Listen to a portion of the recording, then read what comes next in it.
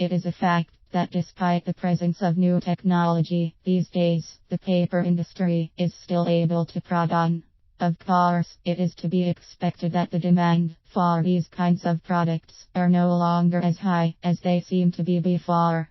However, using the foil embossing dyes when producing your papers would actually allow you get a better, more attractive product along the way. The technique that is being used here is in altering the surface of the paper that is being worked on. It is a fact that paper is plain, without any designs on it whatsoever. With the use of these techniques, one is able to emboss a sort of raised or three-dimensional style onto the surface, thus creating a more artistic, even more appealing look.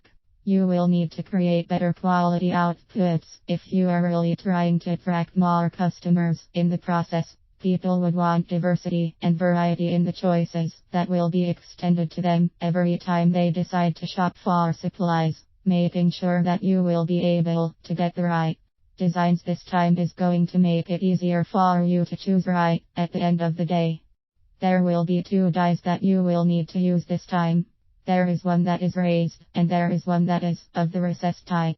The raised dye will have the design that should then be embossed on the surfaces. With the help of the recessed dye, the sign can be transferred on the surface of the paper, since the recessed dye will help ensure that it gets clumped onto the paper properly.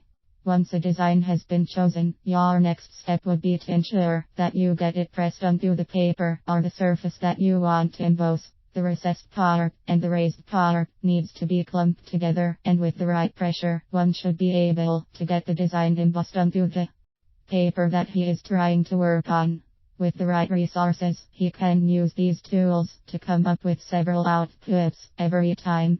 Be sure to find the right dye maker, though you need somebody who can easily get the style and the design that you would want to be embossed on your papers. Making sure that you find those who are experienced enough in the field is very helpful too, so you are confident that you will not have a hard time getting them to come up with the design that you would so prefer.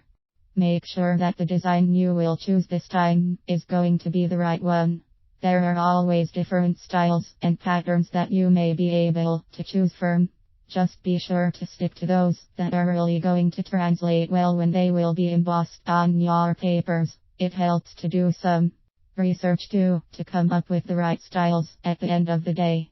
Determine the procedures that will then be carried out when you do use these foil embossing dyes. You need to do your research first. It is very reassuring that you know what these steps are, so you get to take advantage of really appropriate results at the end of the day.